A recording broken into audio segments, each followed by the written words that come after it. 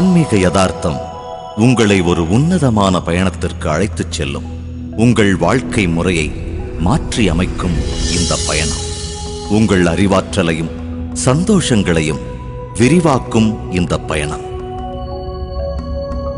ஆன்மீக யதார்த்தம் தியானம் மற்றும் தியான அனுபவங்களை பற்றியதே. இதை காணும் பொழுது மன அமைதியுடன் பாருங்கள். அதன் ஓட்டத்தில் உங்களை ஐக்கியமாக்கி பாருங்கள். ஆராய்ச்சியில் ஈடுபடாதீர்கள். அதற்குள் முற்றிலுமாக இருத்தல் அவசியம். ஏதாவது மாற்று எண்ணங்கள் தோன்றினால் ஒரு ஆழ்ந்த சுவாசம் பெறுங்கள். அதனுடன் இணைத்துக் கொள்ளுங்கள். இது உங்களுக்காகவே.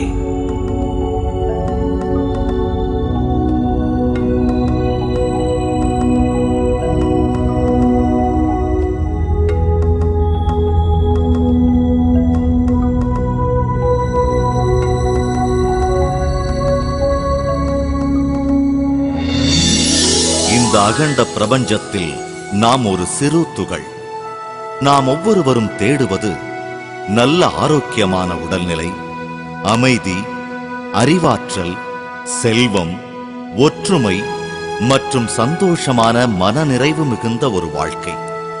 எல்லா நேரத்திலும் எல்லா சூழ்நிலையிலும் நாம் அடைய வேண்டும் என்பதுதான். ஒவ்வொரு மனிதரும் இந்த நிலையை அடையத்தான் கடினமாக முயற்சிக்கின்றனர். இந்த நிலையை அடைய முடியுமா? முடியும், நிச்சயமாக முடியும். இந்த நிலையை அடைவதற்கு நமக்கு சுய அறிவும் பிரபஞ்ச சக்தியை பற்றிய அறிவும் வேண்டும்.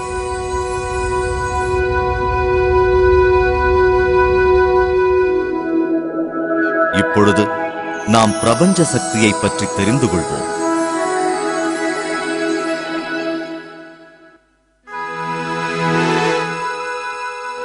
பிரபஞ்சம் முழுவதும் வியாபித்திருக்கும் ஒரு சக்திதான் பிரபஞ்ச சக்தி. இந்த சக்திதான் பிரபஞ்சத்திற்கும் கிரகங்களுக்கும் மனிதர்களுக்கும் அணுக்களுக்கும் இடையேயான இணைப்பு பாலம் என்று கூறலாம். இந்த சக்திதான் ஒவ்வொன்றுக்கும் இடையேயான இடைவெளியில் நிரம்பியுள்ளது. பிரபஞ்சத்தை வரிசைப்படுத்தி ஒரே சீர்வரிசையில் வைத்திருப்பதும் இந்த சக்திதான். பிரபஞ்ச சக்தி என்பது உயிர் சக்தி. நம் வாழ்க்கையை நெறிமுறைப்படுத்த உதவும் சக்தியும் இதுதான். நமது ஆன்மாவை விரிவடையச் செய்யவும் இந்த பிரபஞ்ச சக்தியால் முடியும். பிரபஞ்ச சக்திதான் நம்முடைய ஒவ்வொரு செயல்முறைகளுக்கும் பணிகளுக்கும் ஆதாரம்.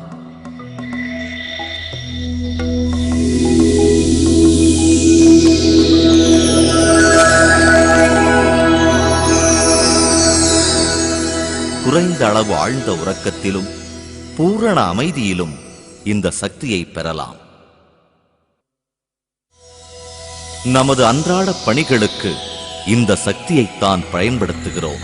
பார்ப்பதற்கு, பேசுவதற்கு, கேட்பதற்கு, யோசிப்பதற்கு மற்றும் நம் உடலின் எல்லா செயல்களுக்கும் பிரபஞ்ச சக்தியைத்தான் உபயோகப்படுத்துகிறோம். உறக்கத்தின் பொழுது நமக்கு கிடைக்கும் குறைவான பிரபஞ்ச சக்தி நம்முடைய அன்றாட பணிகளுக்கு போதுமானதாக இல்லை. அதனால்தான் நாம் களைப்படைந்து சோர்வடைந்து ஒருவித பதட்டத்துடன் காணப்படுகிறோம். இதன் காரணமாகத்தான் மனசோர்வு, உடல் உபாதைகள் மற்றும் எல்லாவித நோய்களுக்கும் ஆளாகிறோம். இந்த அவஸ்தைகளிலிருந்து நாம் வெளிவர நமக்கு இன்னும் அதிகமாக பிரபஞ்ச சக்தி தேவைப்படுகிறது.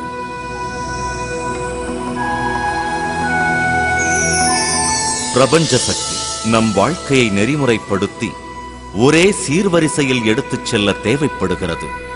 ஆரோக்கியமான சந்தோஷமான வாழ்க்கையை பெற தேவைப்படுகிறது.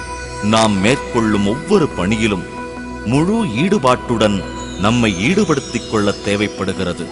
நம்முடைய அறிவாற்றலை அதிகரித்துக் கொள்ளவும் இறுதியாக நம்முடைய உள்ளுணர்வை பரந்த நோக்கத்தில் காணச் செய்யவும் இது உதவுகிறது. தியானத்தின் மூலமாகத்தான் இந்த பிரபஞ்ச சக்தியை அபரிவிதமாக பெற முடியும்.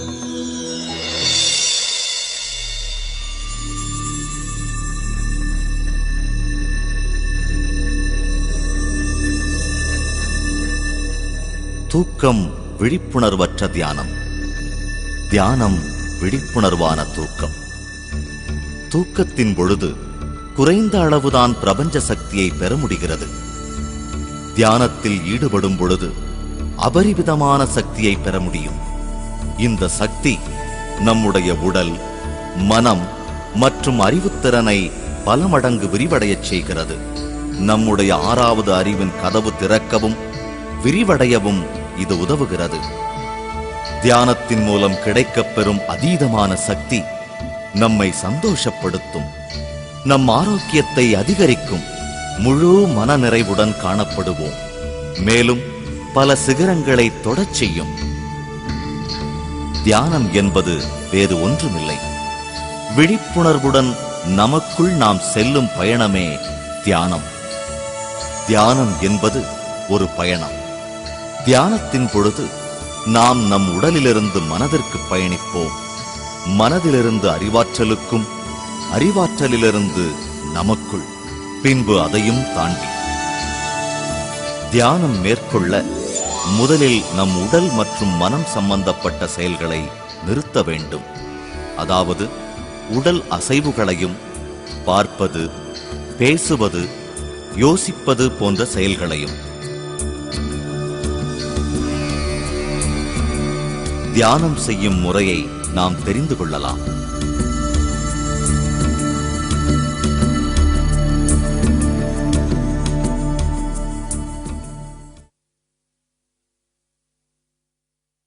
தியானத்திற்கு முக்கியமானது அமரும் நிலை. எந்த முறையிலும் அமர்ந்து கொள்ளலாம், நமக்கு சௌகரியமான முறையில். அதே சமயத்தில் அசைவின்றி ஒரே இடத்தில் அமர்ந்து கொள்வது முக்கியம். தரையில் அமர்ந்து கொண்டோ அல்லது நாற்காலியில் அமர்ந்து கொண்டோ தியானம் மேற்கொள்ளலாம். நமக்கு எந்த இடத்தில் அமர்ந்து கொண்டு தியானம் செய்ய வசதியாக உள்ளதோ அந்த இடத்தில் அமர்ந்து கொண்டு தியானம் செய்யலாம். வசதியாக உட்கார்ந்து கொள்ளுங்கள். கால்களை சப்பனமிட்டுக் கொள்ளுங்கள். 2 கைகளின் விரல்களை சேர்த்துக் கொள்ளுங்கள். இப்பொழுது கண்களை மெதுவாக மூடுங்கள். அமைதியாக சகஜமாக உட்காருங்கள். உங்கள் முழு உடலையும் லேசாக்கிக் கொள்ளுங்கள். மனதையும் லேசாக்கிக் கொள்ளுங்கள்.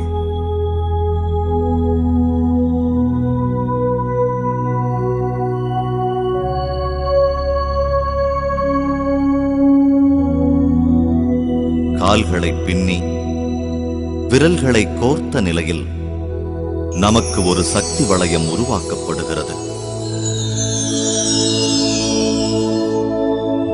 கண்கள்தான் நம் மனதின் கதவுகள். அதனால் கண்களை மூடிய நிலையில் இருத்தல் அவசியம்.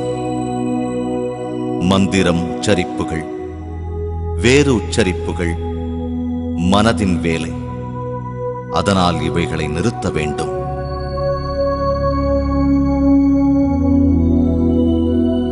நம்முடைய உடல் முற்றிலும் சகஜ நிலையில் இருக்கும் பொழுது நமது உள்ளுணர்வு அடுத்த நிலைக்கு பயணம் செய்யும். மனம், அறிவாற்றல். மனம் என்பது வேறு ஒன்றுமில்லை, அது எண்ணங்களின் புதையல். நமது எண்ண ஓட்டங்களுக்கு ஏற்றவாறு எண்ணற்ற கேள்விகள் தெரிந்தோ தெரியாமலோ நமது மனதிற்குள் எழுந்தபடியே இருக்கும்.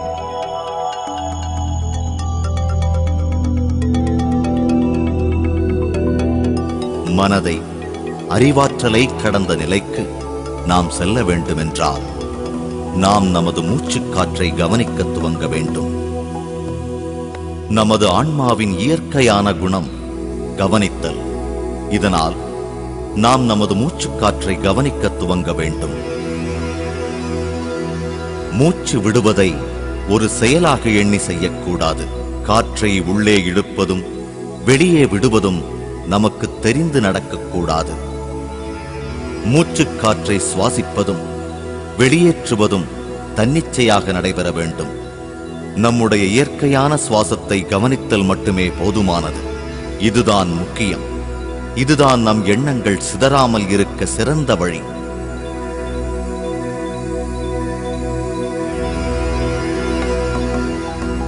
எண்ணங்களுக்கு பின் ஓடாதீர்கள். கேள்விகளுக்கும் சந்தேகங்களுக்கும் எண்ண அலைகளுக்கும் இடம் கொடுக்காதீர்கள். எண்ணங்களை தவிர்த்து விடுங்கள். நம்முடைய சுவாசத்தில் கவனம் செலுத்துங்கள். இயற்கையான சுவாசத்தை மட்டும் கவனத்தில் கொள்ளுங்கள். சுவாசத்துடன் மட்டுமே இருங்கள். அப்பொழுது நமது எண்ண அலைகளின் அளவுகள் குறையும். மெதுவாக நமது சுவாசத்தின் அளவு குறைந்து சிறியதாகிவிடும்.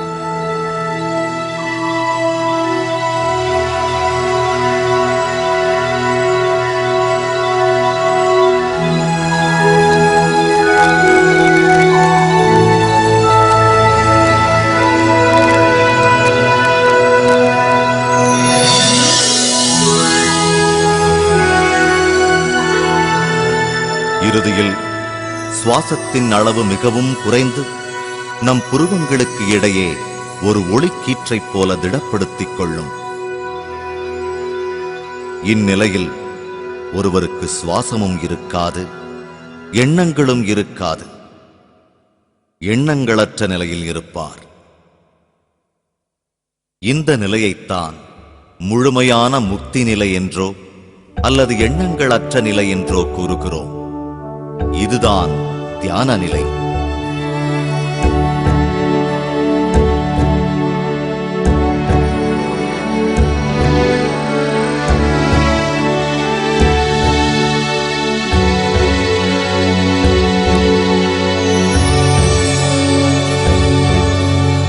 இந்த நிலையில்தான் பிரபஞ்ச சக்தி அருவி போல் நமக்குள் பாயும். தியானம் அதிகமாக செய்வதன் மூலம் நமக்கு பிரபஞ்ச சக்தி அபரிவிதமாக கிடைக்கப் பெறும்.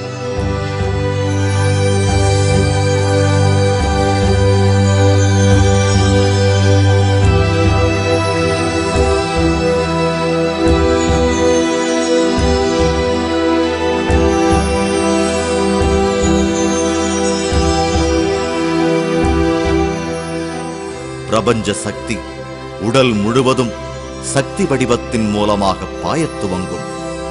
இதை தெய்வீக வடிவம் என்றும் கூறலாம்.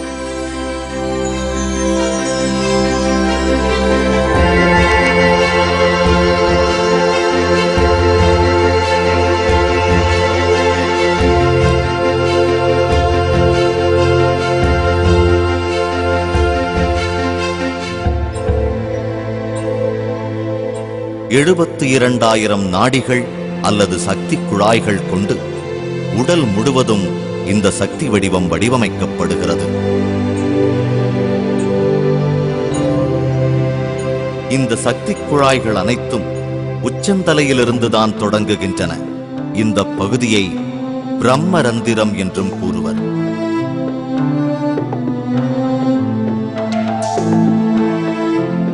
இந்த சக்தி குழாய்கள் நம்முடைய உடல் முழுவதும் செடிகள், வேர்கள் மற்றும் இளம் கிளைகள் போல பரவி கிடக்கும்.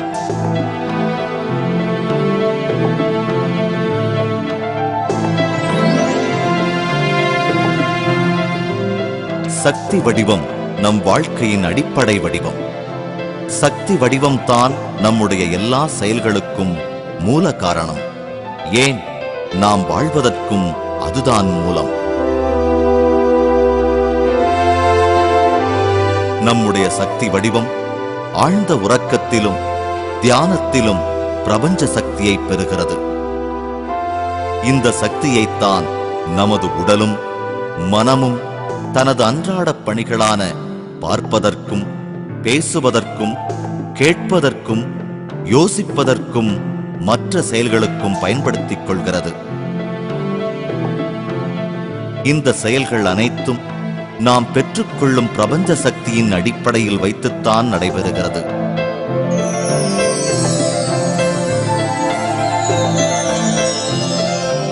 நமக்குள் நாம் பெற்றுக்கொள்ளும் பிரபஞ்ச சக்தியின் அளவு நமது எண்ணங்களை பொறுத்ததுதான்.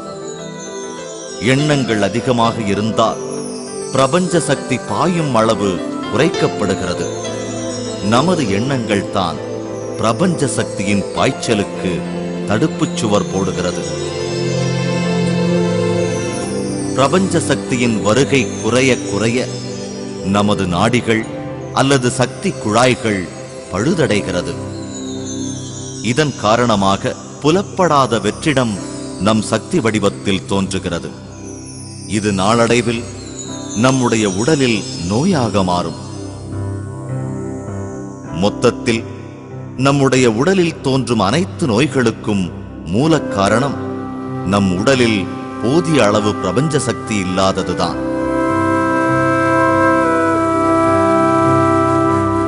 தியானத்தின் மூலம் அபரிவிதமான பிரபஞ்ச சக்தியை நாம் பெறுவோம். இந்த சக்தி குழாய்கள் மூலம் நம்முடைய சக்தி வடிவம் முழுவதும் பாய்கிறது. அதிகமாக பாயும் பிரபஞ்ச சக்தி நம்முடைய சக்தி குழாய்களை சுத்தப்படுத்தி அதற்குள் ஏற்பட்டிருக்கும் வெற்றிடத்தை தகர்த்தெறிகிறது. நமது வெற்றிடங்கள் சுத்தப்படுத்தப்பட்டால் நம் நோய்களிலிருந்து நாம் வெளிவரலாம்.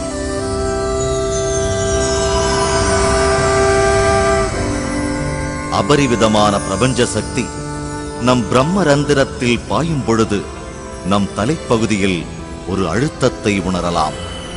அல்லது நம் உடல் முழுவதும் பாரமாகி விடுகிறது. ஒரு குறிப்பிட்ட பகுதியில் உள்ள சக்தி குழாய்கள் சுத்தப்படுத்தப்படும் பொழுது அந்த குறிப்பிட்ட பகுதியில் ஒருவித அரிப்புத்தன்மையோ வலியோ ஏற்படக்கூடும். சில சமயங்களில் உடலின் பல்வேறு பகுதிகளில் நமக்கு வலி ஏற்படும். இந்த வலிகளுக்கு எந்தவித மருந்தும் எடுத்துக்கொள்ள வேண்டாம். மேலும் அதிகமான தியானம் மேற்கொள்வதன் மூலம் இந்த வலிகள் காணாமல் போகும்.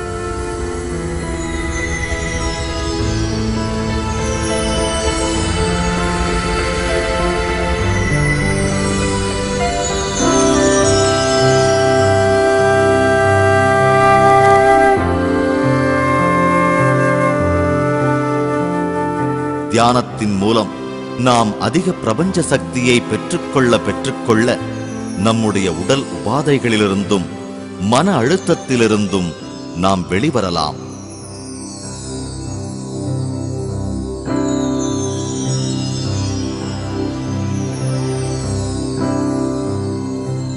பிரமிடுக்குள் அமர்ந்து தியானித்தால் தியான நிலை 3 மடங்காக பெற முடியும். இப்பொழுது பிரமிட் மற்றும் பிரமிட் சக்தியை பற்றியும் தெரிந்து கொள்ளலாம்.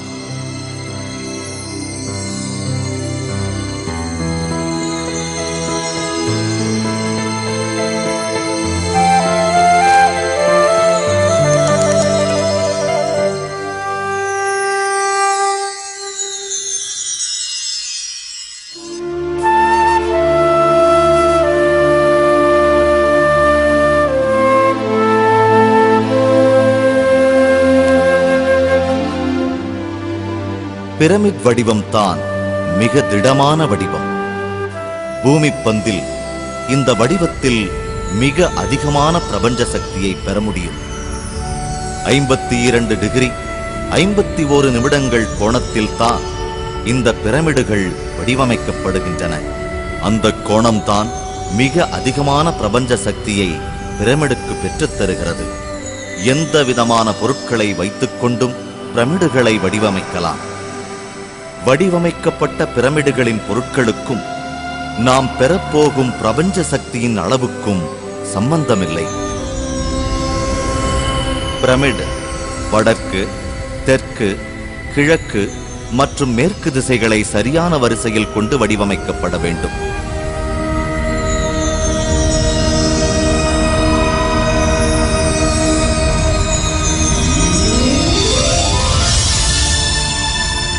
பிரமிட் அடிவாரத்திலிருந்து 3இல் 1 பகுதி மேலிருக்கும் பகுதியில்தான் பிரபஞ்ச சக்தி அளவுக்கு அதிகமாக பாயும். இந்த பகுதியை மன்னர் அறை என்று கூறுவர். அதிகபட்சமான பிரபஞ்ச சக்தி இந்த மன்னர் அறையிலிருந்துதான் கிடைக்கப் பெறும். பின்னர் பிரமிடின் மற்ற பகுதிகளுக்கும் பிரபஞ்ச சக்தி பரவும். ஒரு கிறிஸ்டலை பிரமிடின் உச்ச பகுதியில் பொருத்தினால் உள்ளே பாயும் பிரபஞ்ச சக்தி பல மடங்கு பெருகி பிரமிட் முழுவதும் சீராக பாயும்.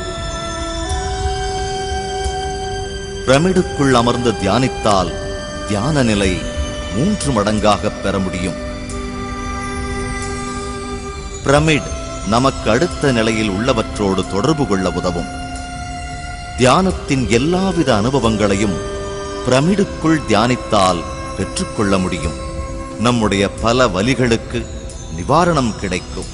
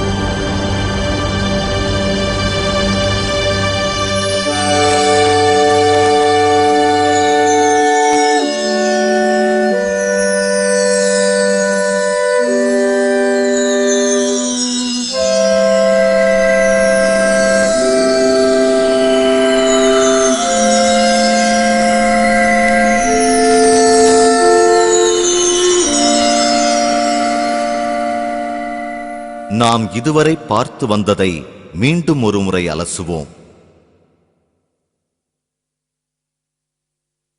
தியானம் ஆன்மாவுக்குள் செல்லும் பயணம். இதற்காக நாம் நம் மனம் மற்றும் உடலை கடந்து செல்ல வேண்டும். வசதியான முறையில் உட்கார்ந்து கொண்டால் நம் உடல் முற்றிலுமாக சகஜ நிலையில் இருக்கும். இதன் மூலமாக நம்முடைய உள்ளுணர்வை கடந்த நிலைக்கு செல்லலாம். நம்முடைய மூச்சுக்காற்றை கவனிப்பதன் மூலம் நம் எண்ணங்களை கடந்து செல்லலாம். நம் உடலும் மனமும் கடந்து அடுத்த நிலைக்கு செல்லும் பொழுது பிரபஞ்ச சக்தி நமக்குள் பாயும். பிரபஞ்ச சக்தி நம் உடலில் உள்ள உபாதைகளை களையெடுக்கும். இதன் காரணமாக மருத்துவத்தின் உதவியின்றி நாம் ஆரோக்கியமாக வாழலாம். பிரபஞ்ச சக்தி அதிகம் பெறுவதன் மூலம் நமது மனதுக்குள் ஒளிந்திருக்கும் அழுத்தத்திலிருந்தும் படபடப்பிலிருந்தும் விடுபடலாம். தியானம் செய்வதை நாம் அதிகரிக்க அதிகரிக்க மனம் சாந்தமடையும். பல புதிய இடங்கள் கிடைக்கப் பெறும். இதன் மூலம் நமது ஞாபகத்திறனும் அதிகரிக்கும். தியானம் செய்வதை நாம் அதிகரிக்க அதிகரிக்க நமது புரிதலின் அளவு அதிகரிக்கும். ஒருவருக்கும் மற்றொருவருக்குமான உறவில் நல்ல முன்னேற்றம் ஏற்படும்.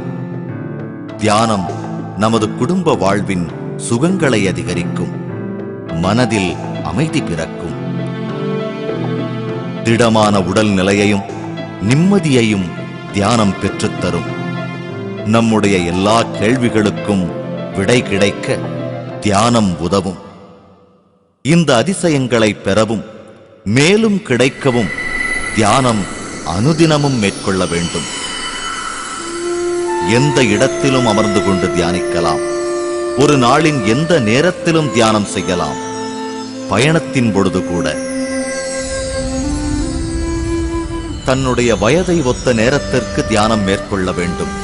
உதாரணத்திற்கு ஒரு 30 வயது மனிதர் தியானம் செய்ய வேண்டுமானால் குறைந்தபட்சம் 30 நிமிடங்களாவது தொடர்ந்து தியானிக்க வேண்டும்.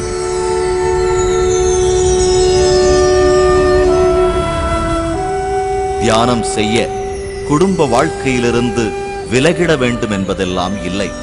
ஒவ்வொருவரும் தியானம் செய்ய வேண்டும். சிறுவர்கள்தான் தியானத்தில் சிறந்தவர்கள். 5 வயதிலிருந்து அவர்கள் தியானம் செய்யலாம்.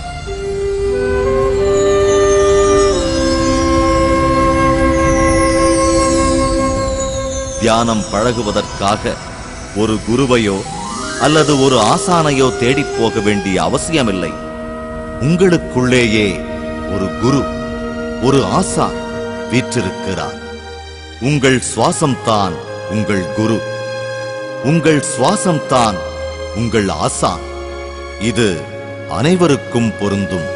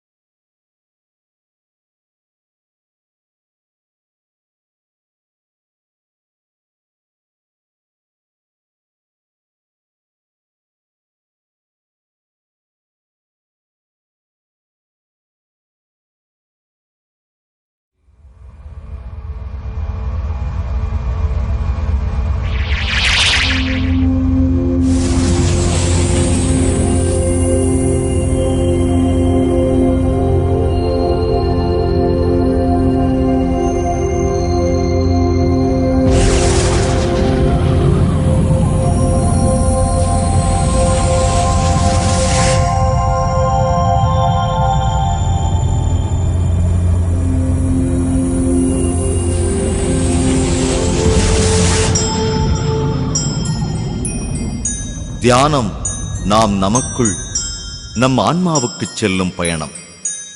தியான நிலையை பெற நாம் நம் உடல், மனம் இவைகளை கடந்து செல்ல வேண்டும். நம் உடலும் மனமும் கடந்தவுடன் பிரபஞ்ச சக்தி அதிகமாக நம்முள் பாயும். தியானம் செய்வதை நாம் அதிகரிக்க அதிகரிக்க நம் ஆத்ம ஞானம் பெருகும். நாம் இப்பொழுது அறிவு பற்றி தெரிந்து கொள்ளலாம். அறிவு தியானத்தின் மூலம் நமது அறிவாற்றல் விரிவடையும்.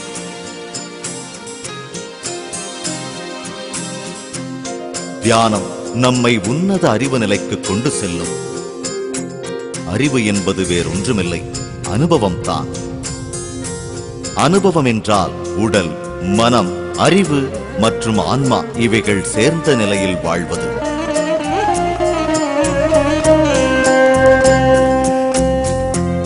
இந்த அதிக சக்தி நாம் மேற்கொள்ளும் செயல்களில் அதிக ஈடுபாட்டை ஏற்படுத்திக் கொடுக்கும். ஈடுபாடு அறிவாற்றலை பெருக்கும்.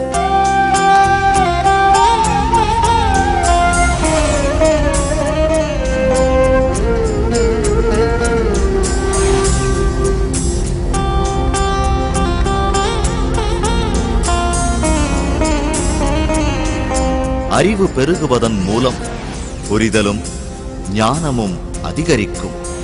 இந்த புரிதல் மூலம் நாம் நம் உடல் மற்றும் மனம் மட்டுமே சம்பந்தப்பட்டவர் அல்ல என்பது புரியும். பல அபூர்வ ஆற்றலை பெற்றவர்கள் நாம் என்பது நமக்கு புரியும். நாம் இருக்கும் எல்லா சூழ்நிலைகளும் அறிவாற்றலின் மூலம் அறியப்படுகிறது. புரிதலின் மூலம் நம்முடைய எல்லா பிரச்சனைகளிலிருந்தும் வெளிவர முடியும். அதிக சக்தியும் அதிக அறிவாற்றலும் நம்முடைய உள்ளுணர்வை விரிவடையச் செய்யும்.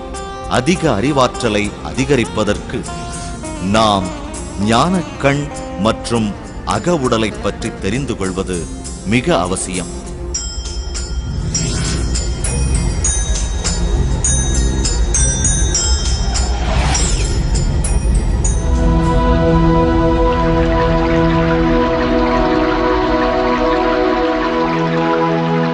ஆன்மாவின் முக்கிய கருவி ஞானக்கண்.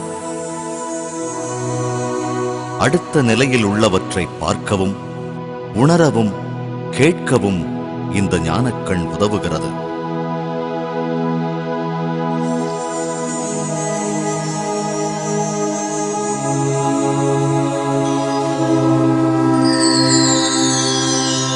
தியானம் மேற்கொள்வதை ஒருவர் அதிகரித்தால் அதிகமான பிரபஞ்ச சக்தி பாயத் தொடங்கும்.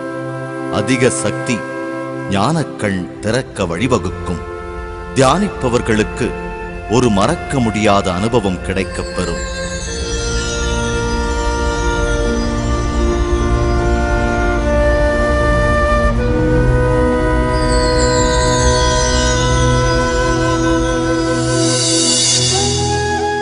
ஞானக்கண் செயல்பட துவங்கும் சமயத்தில் நமது முன் நெற்றிப் பகுதியில் ஒருவித எரிச்சலோ அல்லது யாராவது பிடித்து தள்ளுவதைப் போன்ற உணர்வோ ஏற்படும்.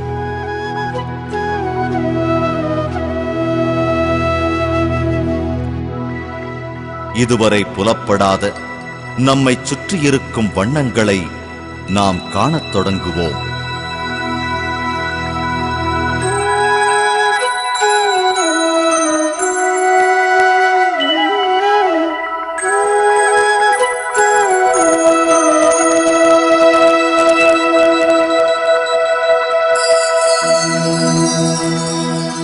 பல முணுமுணுப்புகள் கேட்கத் துவங்கும். காலடி ஓசைகளை கேட்கப் பெறுவோம்.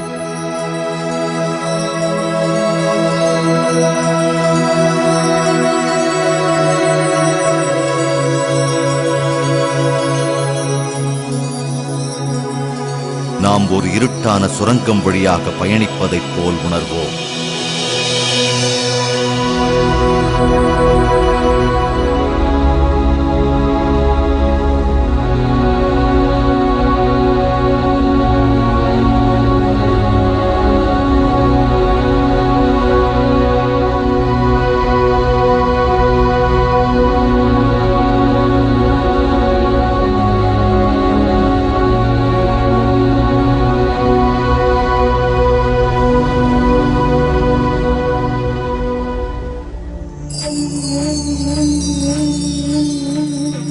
சக்தி வடிவம் போதுமான சக்தியை தியானத்தின் மூலம் பெற்றவுடன் நம் ஞானக்கண் முழு வளர்ச்சியை எட்டும்.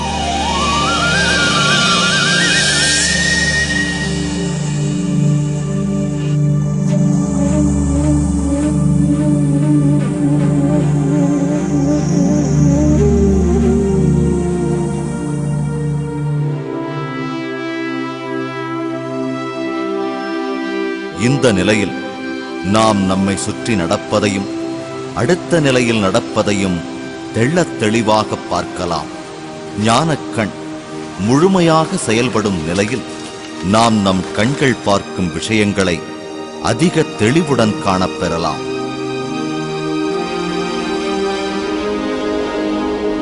நமது 5 அறிவுக்கு மீறிய சம்பவங்களை நாம் தெளிவாக காணலாம். வார்த்தைகளில் அடக்க முடியாத பல புதிய விஷயங்களை நாம் உணரலாம்.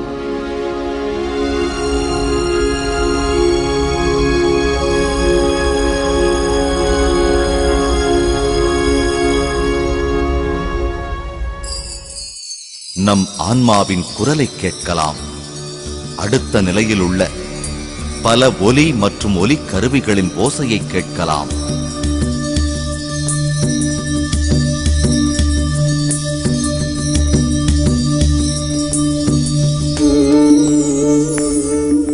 நம்மிடையே இல்லாத பல ஆசான்களை நாம் பார்க்கலாம். நாம் அவர்களை நமக்கு தெரிந்த அதே வடிவத்தில் சந்திக்கலாம்.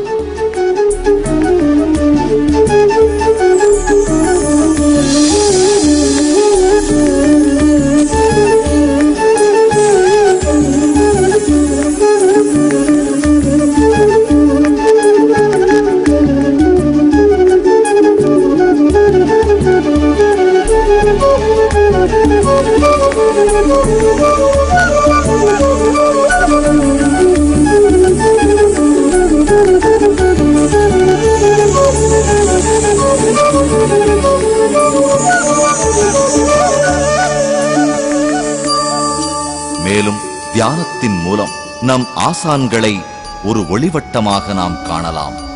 ஒளிக்கீற்றைப் போல் ஆசான்கள் நம் ஞானக்கண்ணுக்கு தென்பட்டாலும் அந்த ஒளிவட்டம் நமக்கு எந்த ஆசானின் ஒளிவட்டம் என்று புரிகிறது. அவர்களுடைய அருள் உரைகளை கூட நம்மால் கேட்க முடியும்.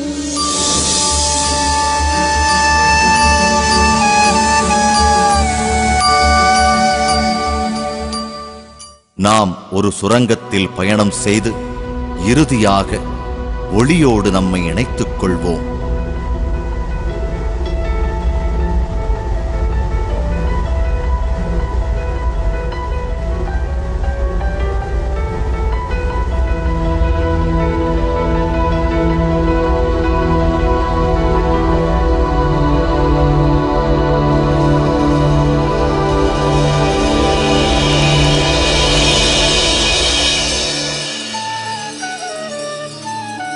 ஞானக்கண் பற்றி தெரிந்து கொண்டதால் நமக்கு நன்மைகள் சில.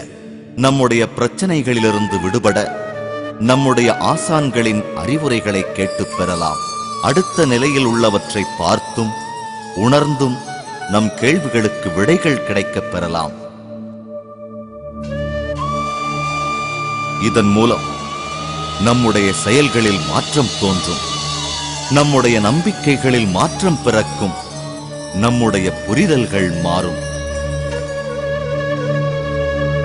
மூன்றாவது கண் அனுபவத்தின் மூலம் வாழ்க்கை பற்றிய நம் கண்ணோட்டமே மாறும்.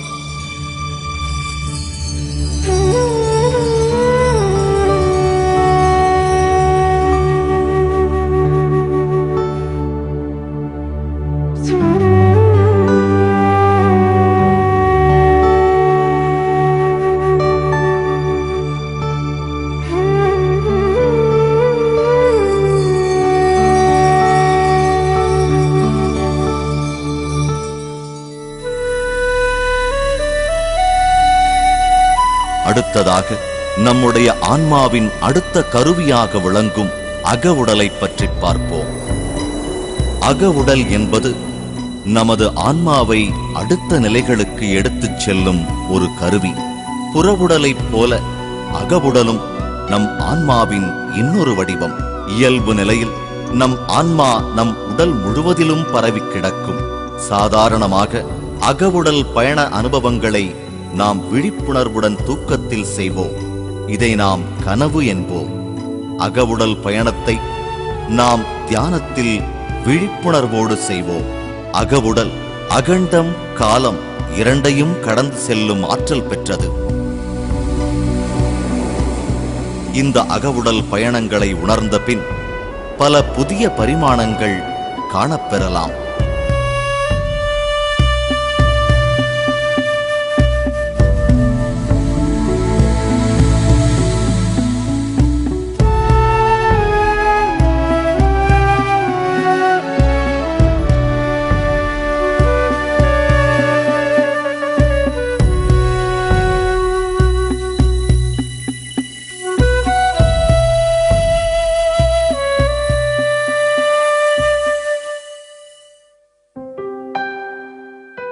தியானத்தின் மூலம் நாம் அபரிவிதமான பிரபஞ்ச சக்தியை பெற்ற நிலையில் நம் உடலில் பரவி கிடக்கும் அகவுடல் ஒரு புள்ளியை நோக்கி பயணம் தொடரும். இந்த ஆன்மா பயணிக்க துவங்கியவுடன் உடலில் ஒரு நடுக்கம், அசைவு ஏற்படும்.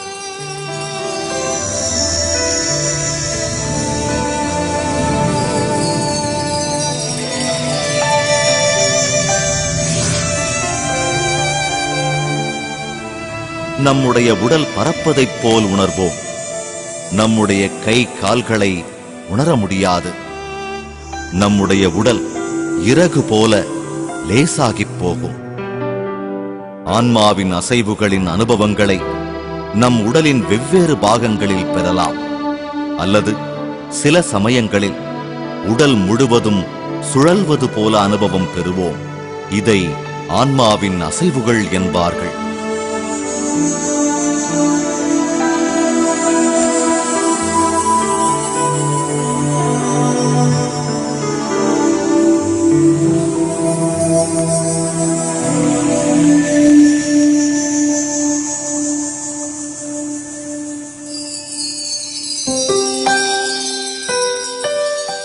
நாம் அதிகமாக தியானிப்பதன் மூலம் அதிகமான பிரபஞ்ச சக்தியை பெறலாம். நம் ஆன்மா அகவுடலாக மாறும் சமயத்தில் நம் உடல் வேகமாக நகரும். சுழற்சியும் அதிகமாக இருக்கும். இந்த அசைவுகளுக்குப் பிறகு இந்த அகவுடல் நம் புற உடலை விட்டு வெளியே வரும். இரண்டிற்கும் இணைப்பு பாலமாக ஒரு வெள்ளிக் கொடி இருக்கும்.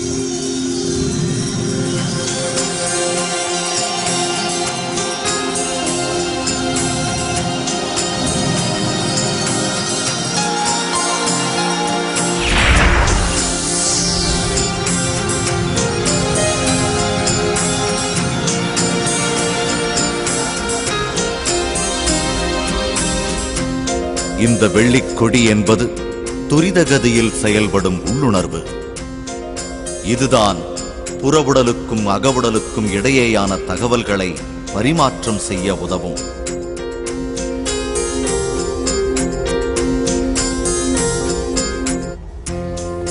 இதை வைத்துத்தான் நம் ஆன்மா பயணம் செய்யும்.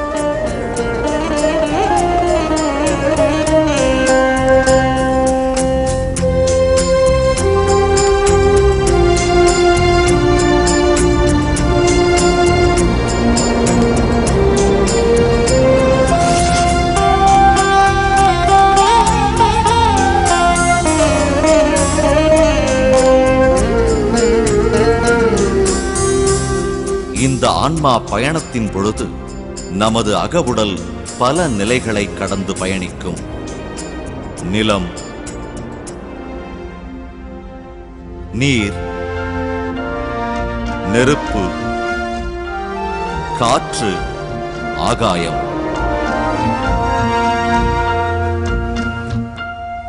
நமது அகவுடல் தங்கு தடையின்றி வேறு பரிமாணங்களுக்கும் பயணம் செய்யக்கூடியது.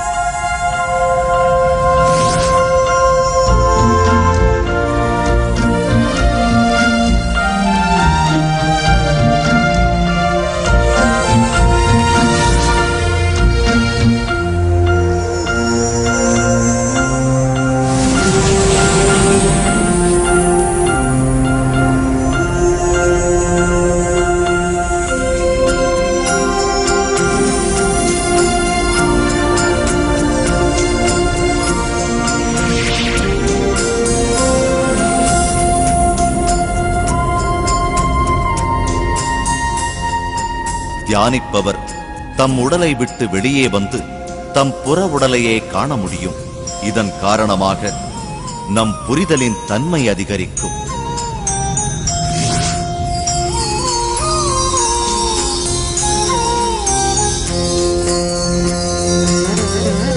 இதன் காரணமாகத்தான் தன் உடல் மற்றும் மனதிற்கு மட்டுமே நாம் சம்பந்தப்பட்டவர்கள் அல்ல என்பது புரியும். உடலில் குடிகொண்டு மட்டுமே இருந்து வருகிறவர் என்பதும் புரியும். இதுதான் உண்மையான புரிதல். ஆன்மாவின் பயணத்தின் அனுபவத்தை ஒவ்வொருவரும் பெற வேண்டும். இந்த ஆன்மா பயணத்தை அதிகமாக மேற்கொண்டால் நாம் ஏற்படுத்தி வைத்திருக்கும் எல்லைகள் காணாமல் போகும். நாம் எல்லையற்றவர்கள் என்பதும் புரிய வரும். இந்த அனுபவங்களின் மூலமாக நான் என்பது ஆன்மா என்பது தெரிய வரும். நாம் எல்லையற்றவர்கள் என்பதையும் அறிந்து கொள்வோம். வாழ்க்கையின் புதிய பரிமாணங்களையும் நாம் கற்றுக்கொள்வோம்.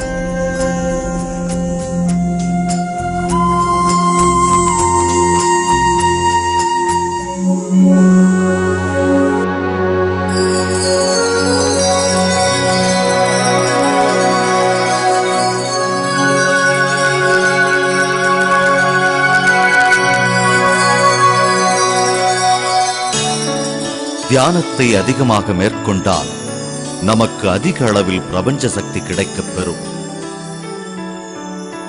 நாம் செய்து கொண்டிருக்கும் பணியில் நம் ஈடுபாட்டை பிரபஞ்ச சக்தி அதிகரிக்கச் செய்யும். நம் உடல், மனம், உள்ளுணர்வு எல்லாமே முழு ஈடுபாட்டுடன் செயல்பட துவங்கும். நமது சூழ்நிலைகள் நமக்கு முழுமையாக புரியும். புரிதல் என்பது வேறொன்றுமல்ல, நம் அறிவுதான்.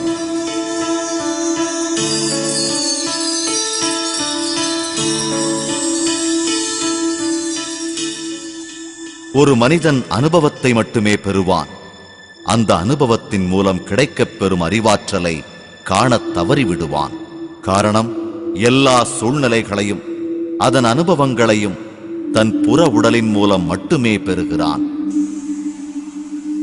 ஆனால் ஒரு தியானிப்பவர் சுழலின் தன்மையை முழுமையாக அறிவார். ஏனென்றால் அவருக்கு தெரியும், தான் உடல் மாத்திரம் அல்ல, ஆனால் உடலில் தங்கியிருக்கிறேன் என்பது. இந்த சூழ்நிலை உருவாவதற்கு காரணம் தன்னை செதுக்கிக் கொள்ளத்தான் என்பது அவருக்கு புரியும். தியானத்தின் மூலம் நமக்கு கிடைக்கும் அனுபவங்களை நம்முடைய அன்றாட வாழ்க்கையில் செயல்படுத்த துவங்கியவுடன் வாழ்க்கையை பற்றிய நம் புரிதலின் தன்மை அதிகரிக்கும். இந்த புரிதல் நமக்கு பல்லாயிரக்கணக்கான கதவுகள் திறப்பதற்கு வழிவகுக்கும். நம் வாழ்வின் புதிய பரிமாணங்களை காணப்பெறலாம். நம் புரிதல், நம் அறிவாற்றல், நம் பார்வை எல்லாமே விரிவடையும். நமது உள்ளுணர்வை நியாயமானதாக்கும். இதன் மூலம் நமக்கு ஞானம் கிடைக்கும்.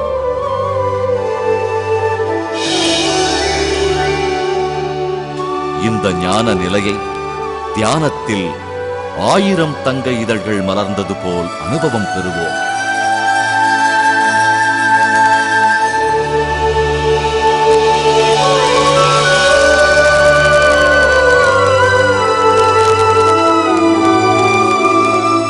ஒவ்வொரு இதழும் புரிதலின் புதிய பரிமாணம்.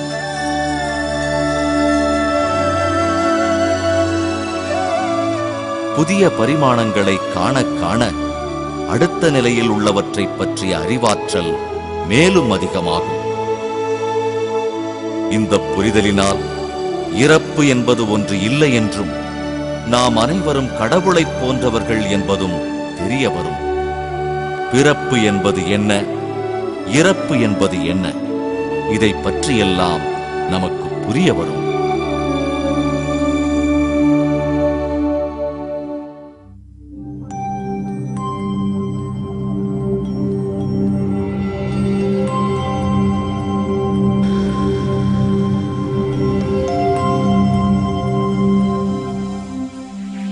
இந்த பூமி பந்திற்கு நாம் ஓர் துகள் போல் வருகிறோம்.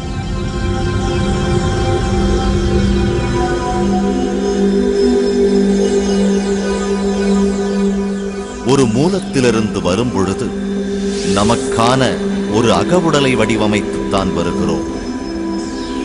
இந்த பூமியில் உன்னத அனுபவங்களை பெறவே நாம் வருகிறோம். இந்த அனுபவங்களை பெற கருவை நாமே தேர்ந்தெடுக்கிறோம். நமது பெற்றோர்களையும் சுற்றுப்புறத்தையும் சூழ்நிலைகளையும் நாமே தேர்வு செய்கிறோம். நம்முடைய முழு வாழ்க்கையின் வடிவத்தையும் நமக்குள் இருக்கும் நாம் அறிவோம்.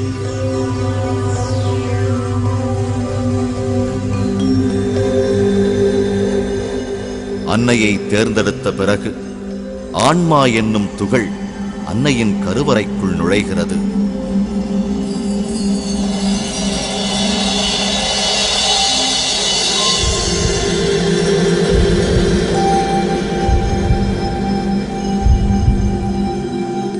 நம் அக உடலில் உள்ள பிரபஞ்ச சக்தியின் அளவைக் கொண்டு நம் புற உடல் தீர்மானிக்கப்படுகிறது. ஆன்மா அடிக்கடி தன் மூலத்திற்கு பயணம் மேற்கொள்ளும், நாம் பிறக்கும் வரை. அன்னையின் உடலை விட்டு வெளியே வந்தவுடன் தான் முதல் முறையாக வெளியில் சுவாசிக்கத் துவங்குகிறோம்.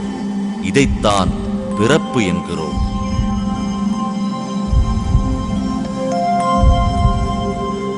பிறந்த முதல் நாளிலிருந்து 7 வயது வரை மூலத்துடன் இணைந்திருக்கும்.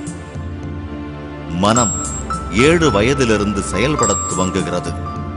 14 வயதில் முழு வளர்ச்சி அடைகிறது.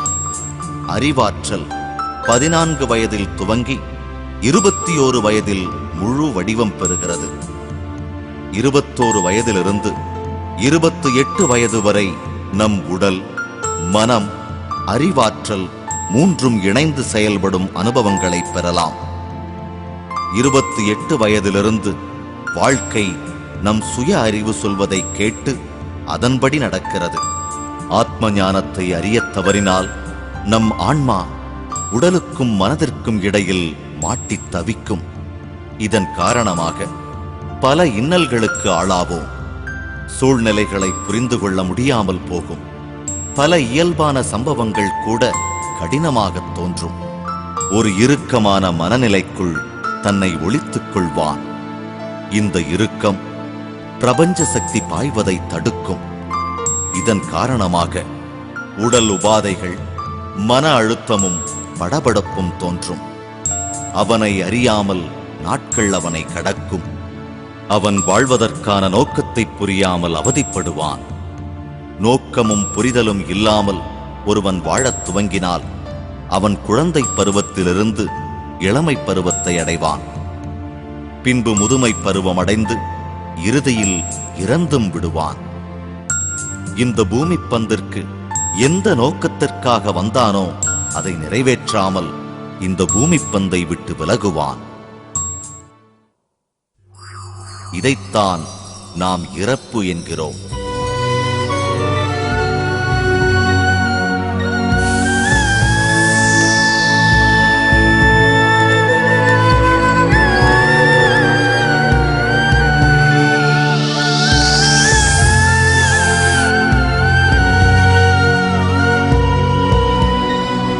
இறந்த பின்னும் இறுக்கமான அவன் மனதும் தவறான புரிதலும் அவன் மீண்டும் மூலத்தை சென்றடைய முடியாமல் தடுக்கும்.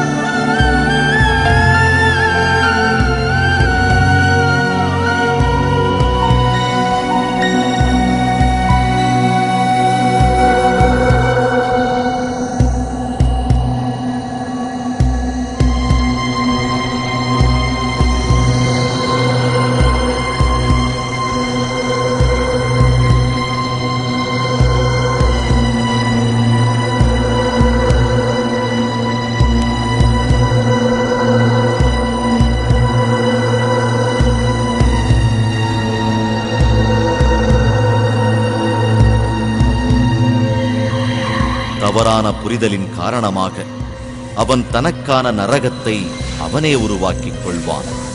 நரகமோ சொர்க்கமோ தானாக அமைத்துக் கொண்டு கீழ்மட்ட உலகின் ஜீவராசியாகவே இருப்பான்.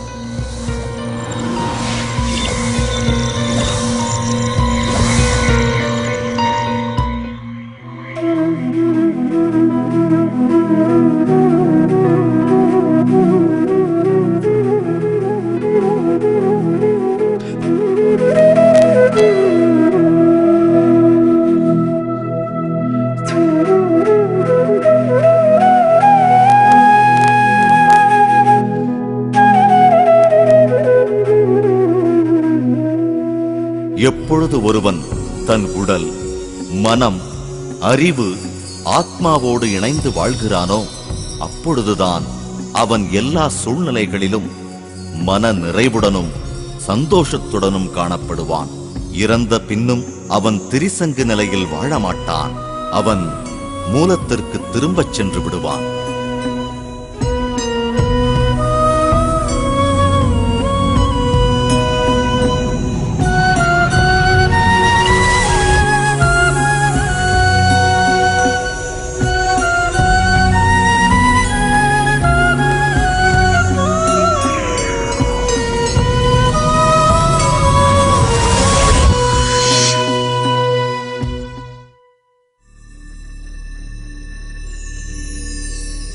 ஞானக்கண் ஆன்மாவின் பயணம், பிறப்பு மற்றும் இறப்பு.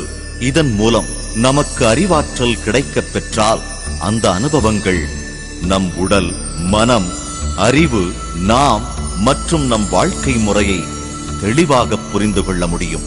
ஆன்மா என்பது சக்தியும் அறிவும் இணைந்த ஒன்றுதான். ஆன்மா பூமிக்கு வருவதன் நோக்கம் அதிக அறிவாற்றலும் சக்தியும் பெறுவதற்காகத்தான். இதன் மூலம் ஆன்மா படைப்பாளியாக மாறுவான். இந்த புரிதலை நாம் தெரிந்து கொண்டு வாழ்ந்தால் இந்த பிரபஞ்சத்தை பற்றி முழுமையாக அறிந்து கொள்ளலாம்.